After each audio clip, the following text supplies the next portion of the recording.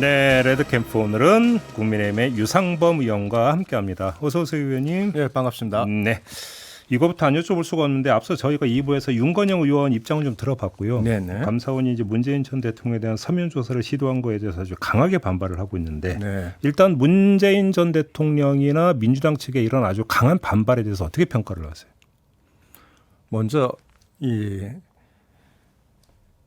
사건에 대해서 공무원 피격 사건은 기본적으로 표류가 발견되고 나서 사망까지 발견한 6시간 동안 국민의 그 생명을 지켜야 될 국가가 어떠한 조치도 취하지 않은 사건입니다. 그리고 그 이후에 SI 정보 등 7시간의 정보 중에서 월북이라는 단어가 하나밖에 나오지 않는데 그걸 근거로 해서 월북몰이를 해서 사실상 명예살인을 한 사건입니다. 이러한 사안에 대해서 진실을 규명해야 될 그 의무는 당연히 국가가 가지고 있습니다. 이 부분에 대해 이러한 진실 규명을 위해서 노력을 하는데 이것에 대해서 정치 보복이다. 또 국민 저하 운동을 벌이겠다라고 말을 한다는 것은 굉장히 그 국가가 해야 될 의무를 스스로 방치하는 그 방치하라고 요구를 하는 것이고요.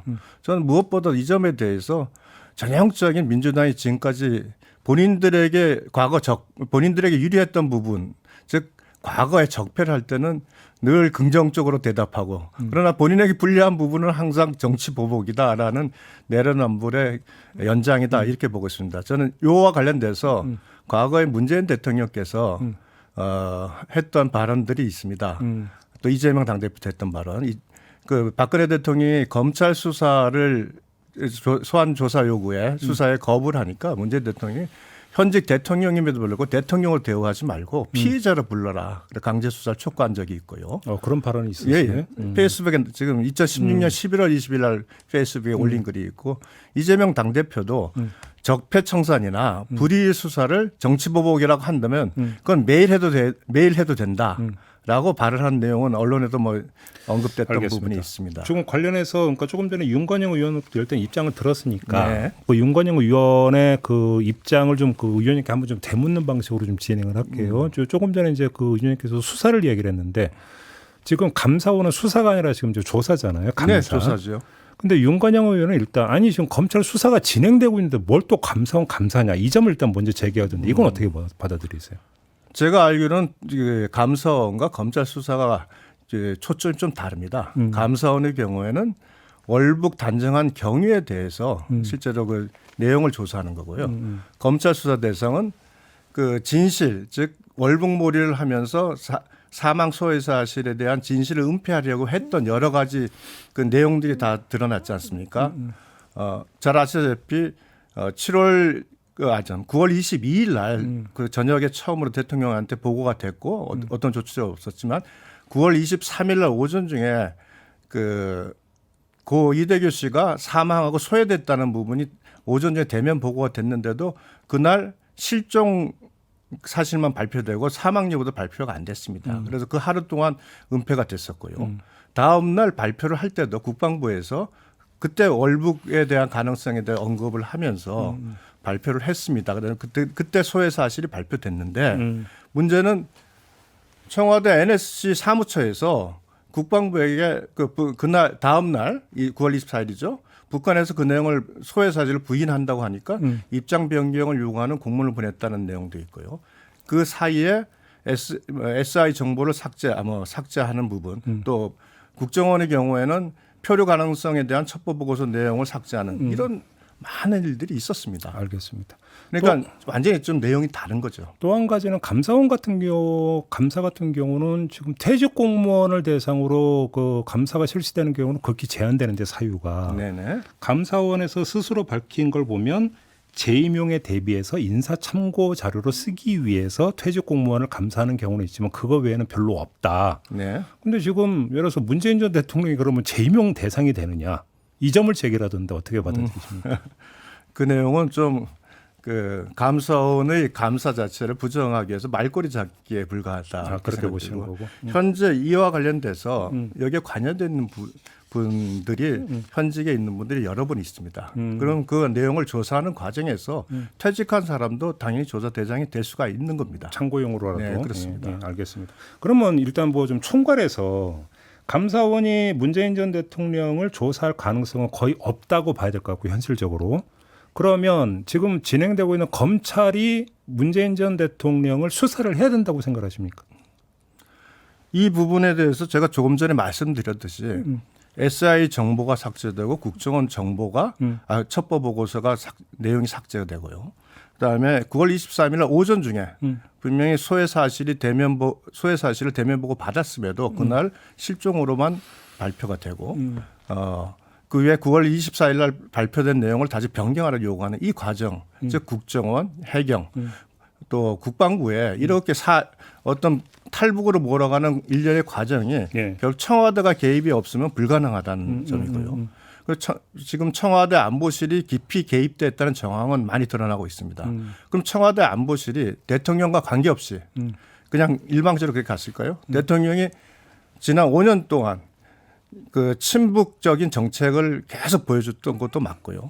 그 북한과 관련돼서는 양보하고 우호적인 모습만 보였습니다. 이것이 대통령이 어떤 묵인 또는 승인이 없었다면 과연 이런 일이 1년에 벌어질 수 있을까 하는 강한 의혹이 들고 이 부분에 대해서는 당연히 뭐 확인을 할 필요가 있지 않겠습니까? 확인할 필요가 있다라고 하는 것은 그런 검찰선에서라도 소환 조사든 서면 조사든 문재인 전 대통령에 대한 조사 수사는 필요하다라는 말씀을 이해를 해도 되겠습니까?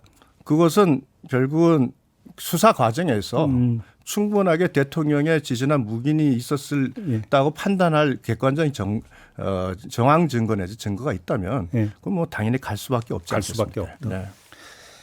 알겠습니다. 다른 얘기로 좀 넘어가겠는데요.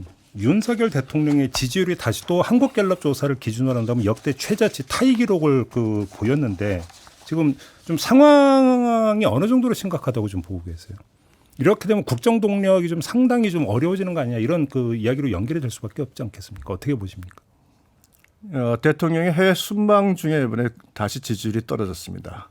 거기에 가장 큰 기여를 한 게 MBC의 저희가 자막 조작 보도라고 저희가 명명하는 부분이 가장 큰 이유가 좀 됐다고 봅니다. 그런데 현재 잘 아시다시피 성완용 교수라는 분이 객관적으로 그 MBC의 그 자막 내용이 실제와는 다르다는 데이터 조작이라는 말씀을 하셨고요. 이상규 전 국립국악원장께서도 성완용 교수의 그 부분이 맞다고 객관적으로 맞다고 이제 말씀을 하셨어요. 즉 과학적으로 즉 MBC의 자막 조작 자체가 이것은 사실과 다르다. 즉 미국이라는 단어도 없고 EXX도 없고 또한 바이든도 없다라는 부분에 대해서 논란됐고 저희 당에서 의원들 두 분이 개별적으로 음파연구소에 의뢰를 했습니다. 자문적으로. 박수영 의원 얘기 또 있습니다. 김영식 의원도 두 분이 하셨는데 두 분 다 마찬가지로 미국이라는 단어나 EXX나 바이든이 없었다라는 음파연구소의 그 조사 결과를 받은 바 있습니다. 저는 이 부분에 대해서는 객관적이지 않은 진실과 다른 언론 보도가 주는 폐해가 얼마나 큰지를 우리가 다시 한번 볼 수 있다. 그러면 저희들 입장에서 그렇게 보고 대통령 있습니다. 지지율의 하락이 MBC 보도 때문이다 이렇게 보시는 거예요, 의원님? 지금 현재 가장 큰 부분은 결국은 그 외교 참사라고 하는 부분 중에서 이 바이든 부분에 대한 논란, 특히 결국 이 비속어 논란 아니겠습니까? 그 대통령이 외교 중 순방 중에 이뤘던 성과는 이 다 사라지고 오로지 비속어 논란이 지난주 일주일 내내 대한민국을 완전히 그 대한민국을 장악했지 않습니까? 결국 그 논란이 결국 대통령의 지지율에 굉장히 악영향을 미쳤다. 저는 이렇게 보고 그러면 있습니다. 이게 이제 MBC 문제이기 때문에 저는 가급적인 인터뷰에서 이제 절제해서 이제 질문을 네네. 한정해서 드리고 있는데 한두 가지만 더 드려볼게요. 그러면 지금 각종 여론조사 결과를 종합을 해보면 뭐 바이든으로 들리느냐 날리면으로 들리느냐 네. 뭐 이런 거에 대한 어떤 여론조사가 몇 가지 있었던 거 알고 계시죠? 네. 그 응답을 보면 60 내지 70%가 이제 바이든으로 들린다든지 내지 대응이 좀 대통령실에 문제가 있다든지 이런 그 응답률을 보이고 있거든요. 네. 이 모든 게 MBC 보도 때문이라고 보세요? 주로 제일 먼저 보도한 것이 MBC고요. 그다음에 사실은 그 우리 대통령 순방 기자단에서 그 부분에 대해서 대통령의 발언 중에 문제가 있다고 제기한 것도 MBC 기자라는 것이 다 확인이 됐고요. 그다음에 유튜브에서 돌아다니는 것도 사실은 저희가 뭐 어디 기자인지 모르나 기자들이 그 유튜브를 엠바고가 해제되기도 전에 그 유튜브가 반디캠에 의해서 돌아다녔던 문제 이런 부분에 대해서 100% MBC 때문이라고 말할 수는 없습니다만 또 그 대응이 좀 부족했던 측면도 있습니다만 네. 그러나 가장 큰 원인 제공은 저희는 MBC의 소위 자막 조작 그 보도라는 저희들이 명명하는 그것이 가장 그 원인이 됐다. 저는 이렇게 하나만 질문 더 드리고 네. 다른 걸로 넘어갈게요. 그러니까 이거저거 다 떠나서 이제 네. 국민의힘에서 MBC를 고발을 했잖아요. 네. 자, 그래서 MBC가 대통령이 하지도 않은 발언을 한 것처럼 자막을 달아서 보도를 했기 때문에 명예훼손이다 이런 취지로 고발을 했는데 네. 그러면 같은 내용을 보도한 언론사가 되게 많은데 왜 MBC만 고발합니까? 다른 데도 고발을 해야 되는 거 아닌가요? 법리상으로 놓고 온다면?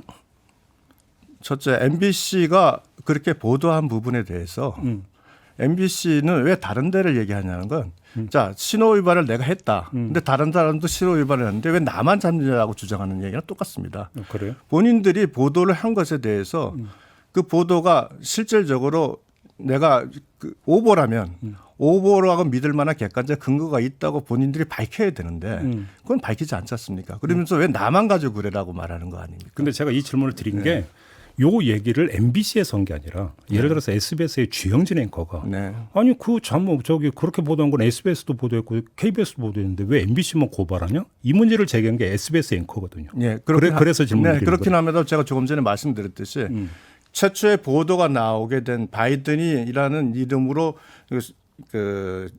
저희 대통령 그 순방에 같이 갔던 기자들에서 그 문제 제기한 것도 MBC 기자라는 점. 그다음에 그 자막으로 제일 먼저 처리한 것도 MBC입니다. 즉 다시 말해서 모든 것 시발점이 원인이 MBC였기 때문에 저희들 보도한 것이죠. 알겠습니다. 조금 전에 이제 그 질의응답 과정에서 여론조사가 잠깐 언급이 됐는데 네. 요거는 중앙선거 여론조사심의위원회 홈페이지를 뭔가 참고를 하시면 좀 더 자세한 내용을 보실 수 있다는 점을 좀 꼭 고지를 좀 해드리도록 하겠고요. 다른 문제로 좀 넘어갈게요. 네. 어제 그러니까 고위 당정협의회가 있었잖아요. 네. 여기서 이제 조만간 정부 조직 개편안을 그 발의를 한다라는 지금 그 결정이 있었다라는 보도가 있었는데 네.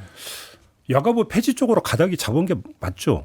제가 아직까지 그거에 대해서 확인은 따로 못했습니다. 근데 지금 만약에 그렇겠다면 지금 의석 분포상 이게 정부조직법 개정안이 통과가 될 수가 없잖아요.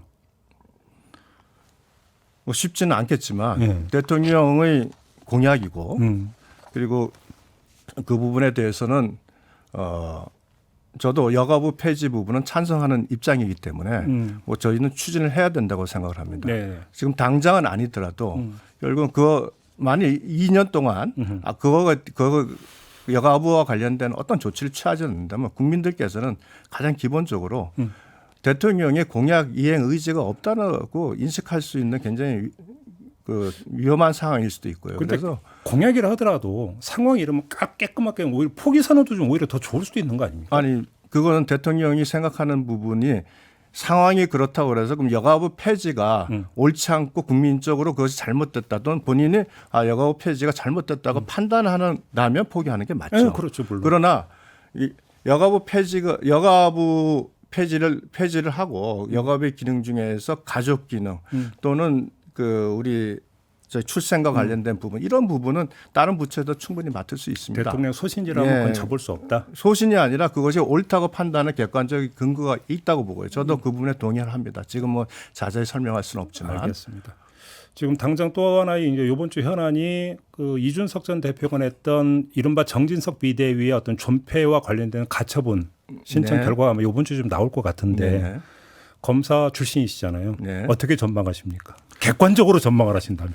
그럼 판사 출신이 더 전망을 잘 알겠는데 저는 객관적으로 본다면 저희가 그 당헌 개정안을 만들 때는 그 가처분에서 그 재판장이 지적했던 부분, 즉 비상 상황이라고 판단하는 부분에 대해서 자의적이라고 지적했던 부분이 있고 그것을 저희가 해소를 했습니다. 그렇다면 현재 그 재판부에서 당헌 개정 자체를 무효로 판정하기는 굉장히 어렵다고 보고요. 또 하나는 당헌 개정 자체는 그것이 어떤 처분 행위가 아니기 때문에 그 당사자가 직접 권리 관계의 침해를 받았다고 그 부분에 무효를 주장할 수가 없다는 것이 일관된 판례입니다. 예. 그리고 당헌 개정안이 유효하다는 전제로 한다면은 결국은 그 당헌 개정에 따른 비대위원장 선임과 비대위원 선출을 무효로 하기는 어렵지 않겠냐. 아, 저는 이렇게 보고 있습니다. 그러니까 받아들일 가능성은 별로 없다. 이준석 전 대표의 신청을 받아들일 네, 가능성은 별로 없다. 지난번과는 완전히 상황이 다른 상황입니다. 그렇게 보는 네. 거고. 그다음에 또 하나 지금 예정되는 게 6일 날그 윤리위원회가 이제 속개가 그러니까 다시 열리게 되어 있지 않습니까? 예. 이제 지금 의원님은 윤리위원을 이제 사퇴를 하셨으니까 오히려 네. 이제 비교적 자유로우실 것 같으니까 한번 좀 마지막으로 이 질문을 드리고 싶은데 네. 이준석 전 대표에 대한 추가 징계가 필요하다고 보세요? 그냥 개인적 의견은 어떠십니까? 제 개인적 의견은 문자에서도 이미 한번 나오긴 했습니다만 예. 언론의 자유라고 하지만 당원이 됐을 때는 네.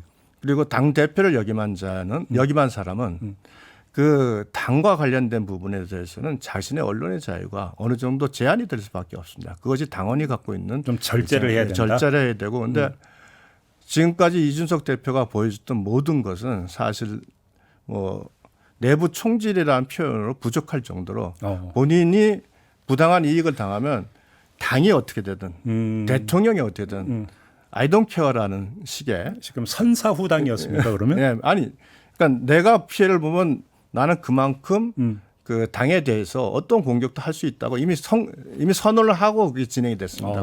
그게 아마 제 기억엔 6월 달쯤 돼서 흑화하겠다. 그 말을 했지 않습니까? 그 내용 아시죠? 흑화의 의미를.